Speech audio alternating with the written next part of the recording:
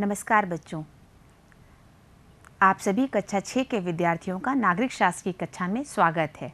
आपकी किताब हमारा इतिहास और नागरिक जीवन में 2 भाग हैं। पहला भाग इतिहास का है और दूसरा भाग नागरिक शास्त्र का है। आज हम नागरिक शास्त्र के भाग 2 के पाठ 2 के ग्रामीण स्थानीय स्वशासन के विषय में चर्चा करेंगे। आज की कक्षा में हम जानेंगे ग्रामीण रहन सहन के बारे में, ग्रामीण विकास की विभिन्न योजनाओं के संबंध में, स्थानीय स्वशासन के विषय में, पंचायत व्यवस्था एवं उसके स्तरों के संबंध में, ग्राम पंचायत के गठन एवं उसके आय के साधन के बारे में, ग्राम पंचायत के कार्य और उसके महत्व के बारे में। बच्चों, आप सभी अपने माता पिता, भाई बहन, दादी बाबा आदि के साथ परिवार में रहते हैं। आपके घर के आसपास आप ही की तरह के और परिवार रहते हैं। आप सभी उन परिवारों के बच्चों के साथ खेलते कूदते होंगे और मज़े करते होंगे। हम सभी को एक साथ मिलजुल कर रहना बहुत अच्छा लगता है। देखिए, यह चित्र भी आपको यही दिखा रहा है। ये आपकी किताब हमारा इतिहास और नागरिक जीवन से लिया गया है और ये चित्र लालगंज गांव का है। हम सभी इस प्रकार अपने अपने परिवार के साथ रहते हैं। बहुत सारे परिवारों को मिलाकर एक समुदाय या समाज बनता है। फिर ये समुदाय चाहे नगर का हो चाहे आपके गांव का। तो आइए बच्चों, आज हम आपके गांव के रहन सहन और वहां की शासन व्यवस्था के बारे में कुछ नई बातें जानेंगे। हमारे देश भारत की जनसंख्या का अधिकांश भाग ग्रामीण क्षेत्र में रहता है। ग्रामीण क्षेत्र में रहने वालों का मुख्य व्यवसाय कृषि करना, पशुपालन करना तथा अन्य छोटे छोटे काम धंधे करना होता है। कुछ लोग विभिन्न सरकारी योजनाओं में भी कार्य करते हैं, लेकिन मुख्य रूप से गाँव में खेती ही होती है। हमारे उत्तर प्रदेश में किसान वर्ष में मुख्यतः 2 फसलें उगाते हैं। पहली रबी की फसल जो जाड़े के प्रारंभ में बोई जाती है और गर्मी के प्रारंभ में काट ली जाती है। दूसरी है खरीफ की फसल जो वर्षा ऋतु यानी जुलाई अगस्त में बोई जाती है और नवंबर के अंत तक काट ली जाती है। इन फसलों की उपज को बेचकर किसान अपने परिवार का भरण पोषण करते हैं और अपनी ज़रूरतों को पूरा करते हैं। खेती करने के लिए किसान मुख्यतः वर्षा पर निर्भर होते हैं। इसके अतिरिक्त नलकूप, नहर, तालाब आदि के द्वारा भी सिंचाई की जाती है। बच्चों, आप लोग भी अपने माता पिता के साथ कई बार खेतों में जाते होंगे। जिस समय फसल की बुआई या कटाई की जाती है उस समय कार्य बहुत अधिक बढ़ जाता है। ऐसे समय में यथासंभव सभी को परिवार में एक दूसरे की मदद करनी चाहिए। बच्चों, आप लोग अपने गाँव में बहुत बार घूमे होंगे, परंतु आप अपने गांव को आज जिस स्थिति में देखते हैं वैसा पहले नहीं था। पहले के गांव के रास्ते कच्चे, धूल भरे, मिट्टी भरे होते थे। गांव में मूलभूत आवश्यकताओं जैसे बिजली, पानी आदि का अभाव था।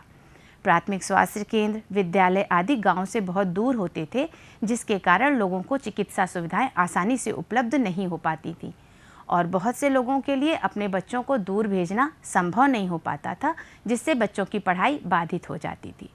परंतु जैसे जैसे हमारे देश ने तरक्की की है तो ये तरक्की हमारे गाँव में भी दिखाई देने लगी है।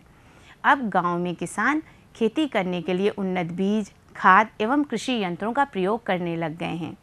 खेतों में हल बैल की जगह ट्रैक्टर का प्रयोग होने लग गया है।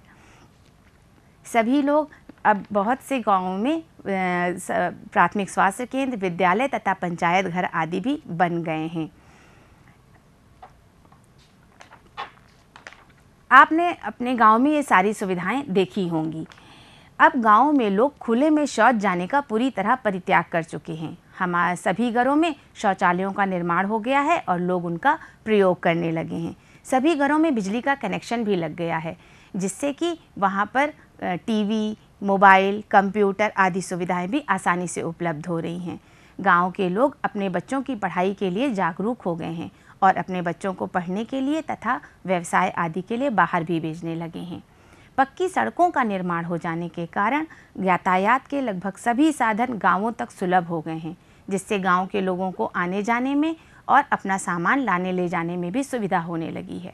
दूरदर्शन, रेडियो, केबल टीवी ये सारी चीज़ें गाँवों में आसानी से सुलभ हैं और इनके द्वारा गाँव के लोगों को उत्तम रहन सहन संबंधी, स्वास्थ्य संबंधी, कृषि संबंधी जानकारी दी जा रही है, जिससे गांव के लोगों का स्तर ऊंचा उठ रहा है। गांव के मार्गों को सड़कों से जोड़ने की प्रक्रिया भी निरंतर चल रही है। गांव में बैंक भी खोले जा रहे हैं जो मामूली ब्याज पर किसानों को ऋण देते हैं, जिससे वे अपने स्तर को ऊंचा उठा सकें। आपने भी ये सभी सुविधाएं देखी हैं। गांव के लोगों को प्रशिक्षण देकर आत्मनिर्भर बनाने का कार्य भी तेजी से किया जा रहा है। हस्तशिल्प तथा हथकरघा आदि पे विशेष जोर दिया जा रहा है। सरकार द्वारा ग्रामीण विकास के लिए विभिन्न सरकारी योजनाएं चलाई जा रही हैं। इनमें से कुछ के बारे में हम चर्चा करते हैं। प्रधानमंत्री ग्राम सड़क योजना, ये योजना दिसंबर सन 2000 में शुरू की गई थी। इस योजना के तहत गांव के मार्गों को मुख्य सड़क से जोड़ने हेतु पक्के सड़क मार्गों का निर्माण किया जा रहा है। दूसरी योजना है महात्मा गांधी राष्ट्रीय ग्रामीण रोजगार गारंटी योजना, जिसे मनरेगा भी कहा जाता है। फरवरी सन 2006 में इस योजना की शुरुआत करी गई थी। यह योजना गांव के प्रत्येक परिवार के वयस्क सदस्य को वर्ष में 100 दिन के रोजगार की गारंटी देती है, जिससे वह अपने परिवार का भरण पोषण कर सके और उनकी ज़रूरतों को पूरा कर सके। स्वच्छ भारत मिशन, ये एक बहुत महत्वपूर्ण योजना है जो केवल गाँव में ही नहीं वरन शहरों में भी कार्य कर रही है। 2 अक्टूबर सन 2014 को राष्ट्रपिता महात्मा गांधी की जयंती के अवसर पर इस मिशन का शुभारंभ किया गया था। इस अभियान का एक स्लोगन है, एक कदम स्वच्छता की ओर। इस स्लोगन को आपने अपने गाँव में बहुत जगहों पर लिखा देखा होगा। ये स्लोगन आपके विद्यालय में भी ज़रूर लिखा होगा। ये योजना केवल गाँव में नहीं वरन शहरों में भी कार्य कर रही है। इस योजना के तहत लोगों में स्वच्छता के प्रति जागरूक किया जाता है और विशेष सफाई अभियान चलाकर सार्वजनिक स्थानों पर साफ सफाई की जाती है। ये योजना गाँवों में शौचालयों का निर्माण करने का भी कार्य कर रही है, जिसे काफ़ी तीव्र गति से पूरा किया जा रहा है। आपने भी अपने गाँव में शौचालयों का निर्माण होते देखा होगा, जिन्हें इज्जत घर नाम दिया जाता है। इस तरह से ये योजना गाँवों में खुले में शौच जाने की प्रथा को पूरी तरह से समाप्त करने के लिए कार्य कर रही है। इसी प्रकार की अन्य बहुत सी योजनाएं हैं जो ग्रामीण विकास के लिए चलाई जा रही हैं। बच्चों, हमने ये तो समझा कि किस प्रकार गाँवों में तेज़ी से विकास हो रहा है और विभिन्न योजनाएं ग्रामीण विकास के लिए चलाई जा रही हैं। परंतु क्या आपने कभी सोचा है कि ये सब योजनाएं हमारे गाँव में किस प्रकार चल रही हैं? वो कौन से लोग हैं जो इन योजनाओं को हमारे गाँवों तक लेकर आते हैं? हमारे गाँव में सड़कें, पीने का पानी, नालियाँ, विद्यालय, स्वास्थ्य केंद्र आदि किस प्रकार कार्य करते हैं? और हम अगर इनके बारे में कुछ जानकारी प्राप्त करना चाहें तो हम किनसे संपर्क करें? साथ ही अगर हमारा कभी हैंडपंप खराब हो जाता है या हमारे यहाँ सड़कें टूट जाती हैं तो हम किससे शिकायत करें और उन्हें हम कैसे ठीक करवाएं? तो इन सब व्यवस्थाओं को समझने के लिए हम अपने विद्यालय के उदाहरण से समझते हैं। आप सभी अपनी कक्षा में एक मॉनिटर का चुनाव करते हैं। वो मॉनिटर अगर किसी बच्चे को कोई समस्या होती है तो उस बात को आपके कक्षा अध्यापक तक पहुंचाता है। कक्षा अध्यापक उस समस्या को दूर करने का प्रयास करते हैं। यदि समस्या बड़ी है तो कक्षा अध्यापक उस बात को प्रधानाध्यापक तक पहुंचाते हैं, जिससे उस समस्या को दूर किया जा सके। इस प्रकार यह एक व्यवस्था होती है जिससे विद्यालय में अनुशासन बना रहता है और सभी कार्य सुचारू रूप से चलते रहते हैं। इसी प्रकार गाँव में भी सभी व्यवस्थाओं का प्रबंध करने के लिए एक व्यवस्था बनाई जाती है। ये व्यवस्था गाँव के लोगों में से ही कुछ लोगों को चुनकर बनाई जाती है। गाँव में सुविधाओं का प्रबंध करने के लिए जिस तरह का शासन होता है उसे ग्रामीण स्थानीय स्वशासन कहते हैं, जिसका अर्थ है ग्रामीणों द्वारा अपना शासन। गाँवों में इतनी उन्नति होने के बाद भी अभी भी ऐसी बहुत सी समस्याएं हैं जिसके लिए गांव के लोगों को मिलजुल कर कार्य करना पड़ता है। गांव में कुआं, तालाब, सड़कें, विद्यालय, स्वास्थ्य केंद्र सभी ऐसी सुविधाएं हैं जिनका प्रयोग सभी लोग करते हैं और ये सभी के काम आती हैं। ऐसी सुविधाओं को सार्वजनिक सुविधाएं कहा जाता है और इन सार्वजनिक सुविधाओं का प्रबंध करने के लिए गाँव में एक पंचायत व्यवस्था कार्य करती है। बच्चों, आपने ये पंचायत शब्द ज़रूर सुना होगा और इस शब्द से आप अच्छी तरह परिचित हैं। तो आइए इस पंचायत व्यवस्था को हम विस्तृत रूप में जानते हैं।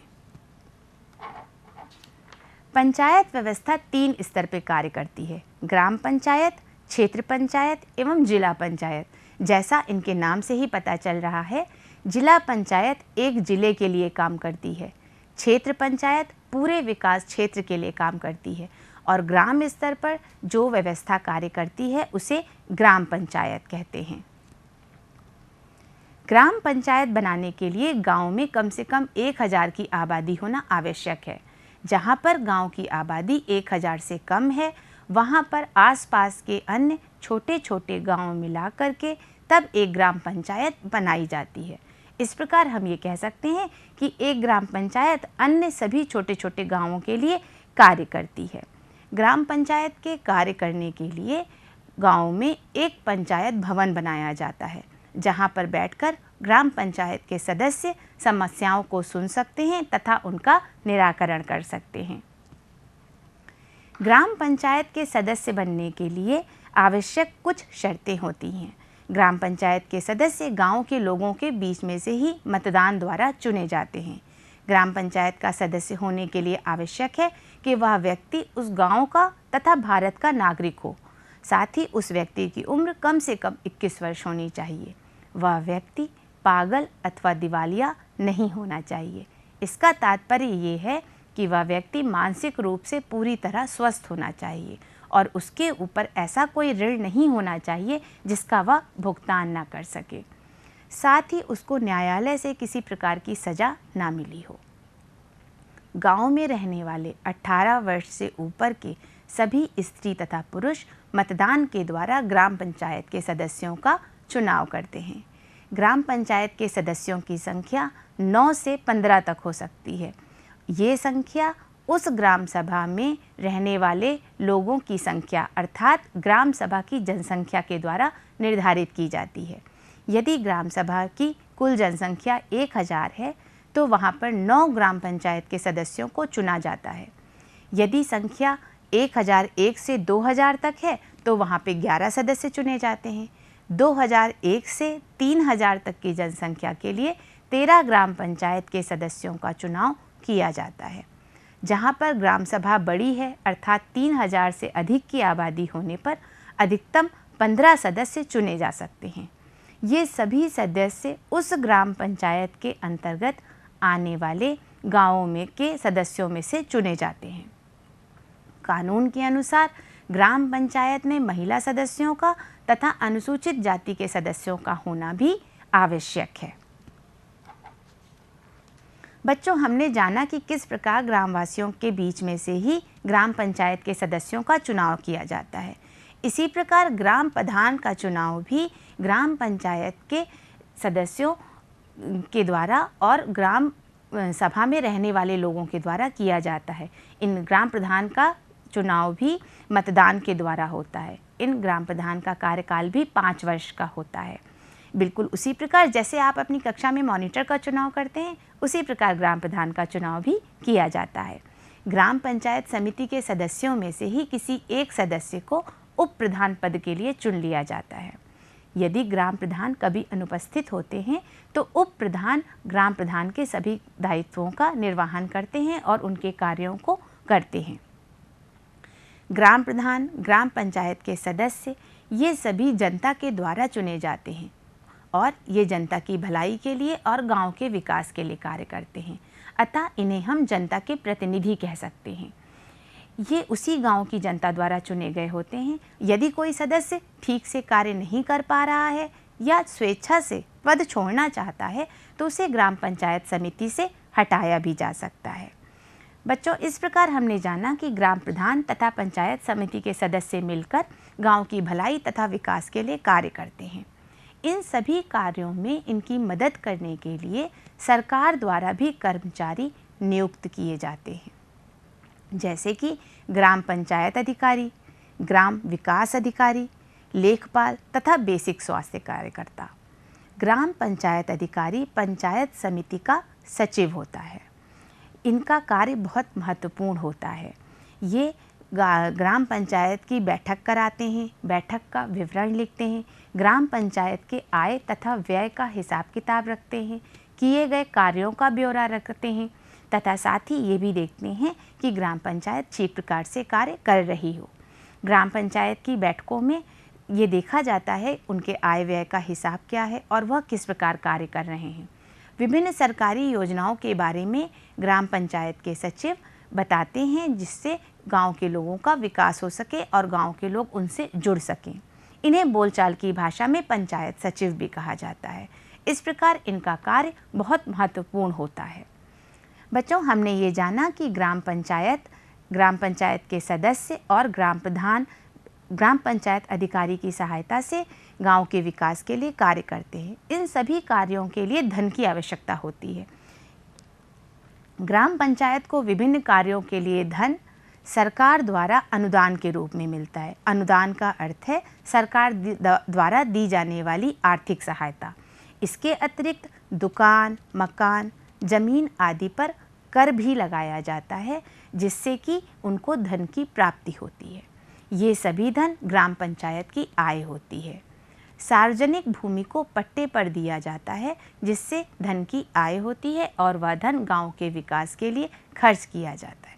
परंतु जैसा हम इस चित्र में देख पा रहे हैं, मुख्य रूप से धन सरकारी अनुदान के रूप में ही मिलता है, जो गांव के विकास के लिए खर्च किया जाता है।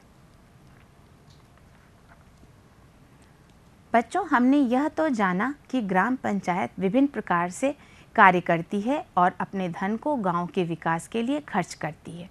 अब हम ये भी जानने की कोशिश करेंगे कि यह धन ग्राम पंचायत किन किन कार्यों में खर्च करती है। जैसा हमने पहले भी चर्चा करी, ग्राम पंचायत का मुख्य कार्य गांव की दशा सुधारने का होता है। ग्राम पंचायत गांव की दशा सुधारने के लिए वह सभी कार्य करती है जिससे गांव का विकास हो सके। ग्राम पंचायत यह देखती है कि गांव में विद्यालय, प्राथमिक स्वास्थ्य केंद्र, सुविधा केंद्र आदि कार्य कर रहे हों और सभी लोग उनका लाभ ले पा रहे हों। इसके अतिरिक्त गांव की जनता उनसे पूरी तरह से सुविधा प्राप्त कर रही हो। गांव की गलियों में खड़ंजा बिछवाना, गांव में पक्की सड़कों का निर्माण करना, गांव में साफ पीने के पानी का प्रबंध करना, पानी की निकासी के लिए नालियों का प्रबंध करना, ये सभी कार्य ग्राम पंचायत समिति करती है। इसके अतिरिक्त गांव में जन्म और मृत्यु का ब्यौरा रखना भी ग्राम पंचायत का एक मुख्य कार्य होता है। ग्राम प्रधान तथा ग्राम पंचायत समिति ये भी देखती है कि गांव में ठीक प्रकार से साफ सफाई हो रही हो और गांव के लोगों की छोटी मोटी समस्याओं का समाधान भी ग्राम पंचायत में किया जाता है। इस प्रकार ये ग्राम पंचायत हमारे गांव के लिए बहुत सारे काम करती है। हम ये देख रहे हैं कि ग्राम पंचायत के कार्यों में मुख्य भूमिका ग्राम प्रधान की होती है। ग्राम प्रधान गांव के लोगों के लिए बहुत सारे कार्य करते हैं। गांव के लोगों को सभी प्रकार के प्रमाण पत्र देना, जैसे जन्म प्रमाण पत्र, मृत्यु प्रमाण पत्र, आय प्रमाण पत्र, जाति प्रमाण पत्र, ये सभी ग्राम प्रधान द्वारा ही दिए जाते हैं। इस प्रकार ग्राम प्रधान गांव के लोगों के अभिभावक की तरह कार्य करते हैं। ग्राम प्रधान पंचायत सचिव की सहायता से अपने गांव के लोगों को विभिन्न सरकारी योजनाओं में जोड़ने का भी कार्य करते हैं, जिससे कि उनको रोजगार मिल सके और गांव का विकास हो सके। गांव की सार्वजनिक संपत्ति का रखरखाव, उन्हें खरीदना, बेचना, इन सारे कार्यों को भी ग्राम पंचायत समिति करती है। पंचायत अपनी आमदनी तथा खर्च का हिसाब किताब रखती है। ग्राम पंचायत समिति की वर्ष में 2 बार बैठक होती है। बैठक में ये देखा जाता है कि ग्राम पंचायत समिति अपना कार्य कर पा रही है या नहीं। ग्राम पंचायत की बैठक में ग्राम प्रधान, पंचायत समिति के सदस्य और सरकार द्वारा नियुक्त कर्मचारी सभी लोग भाग लेते हैं। पंचायत सचिव उसमें अपने आय व्यय का ब्यौरा रखते हैं और देखते हैं कि पंचायत समिति भली प्रकार कार्य कर रही है या नहीं और गांव में विकास किस दिशा में हो रहा है। ग्राम प्रधान इन सभी कार्यों में सहयोग करते हैं। किसी भी गांव के विकास के लिए ग्राम पंचायत अत्यधिक महत्वपूर्ण है। गांव से संबंधित सभी निर्णय ग्राम पंचायत में ही लिए जाते हैं। गांव के लोग अपनी स्थानीय समस्याओं को आसानी से ग्राम पंचायत में सुलझा लेते हैं और उन्हें छोटी छोटी बातों के लिए गांव से बाहर नहीं जाना पड़ता है। इस प्रकार उनकी समय, धन और संसाधनों की बचत होती है। बच्चों, इस प्रकार हमने देखा कि ग्राम पंचायत हमारे गांव के लिए बहुत आवश्यक है। ये हमारे गांव की दशा को सुधारने का सभी कार्य करते हैं, चाहे वो सड़कें बनवाना हो, पानी का प्रबंध करना हो, पानी की निकासी के लिए नालियों का प्रबंध करना हो, प्राथमिक स्वास्थ्य केंद्र हों, विद्यालय हों, सभी सुचारू रूप से कार्य करते रहें, इस बात को देखने की पूरी जिम्मेदारी ग्राम पंचायत की होती है। इस प्रकार हम ये कह सकते हैं कि ग्राम प्रधान तथा ग्राम पंचायत हमारे गांव के विकास के लिए बहुत अधिक महत्वपूर्ण हैं। इस पूरे चर्चा में आपने 2 नए शब्द सुने। पहला है ग्राम सभा। ग्राम सभा उस गांव में रहने वाले 18 वर्ष या उससे अधिक आयु के लोगों से मिलकर बनती है और ग्राम सभा की जनसंख्या पर ही ये निर्भर करता है कि उस ग्राम पंचायत में कितने सदस्य चुने जाएंगे, जिसका हम लोगों ने पहले चर्चा की थी कि 9 से लेकर 15 सदस्य चुने जाते हैं और ये उस ग्राम सभा की जनसंख्या के आधार पर निर्धारित किया जाता है। दूसरा शब्द है अनुदान। अभी हम लोगों ने पढ़ा था कि ग्राम पंचायत को कार्य करने के लिए धन सरकार द्वारा दिया जाता है, तो सरकार द्वारा दी जाने वाली आर्थिक सहायता को अनुदान कहते हैं। ये 2 नए शब्द आपके इस पाठ में आए थे।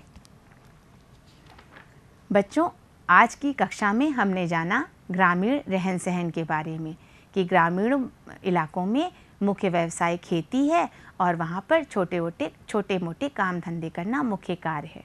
ग्रामीण विकास की विभिन्न योजनाओं के बारे में, जिनमें कि मनरेगा, प्रधानमंत्री सड़क योजना और स्वच्छ भारत मिशन मुख्य योजनाएं हैं। स्थानीय स्वशासन के विषय में, अर्थात ग्रामीणों द्वारा अपना शासन किस प्रकार चलाया जाता है।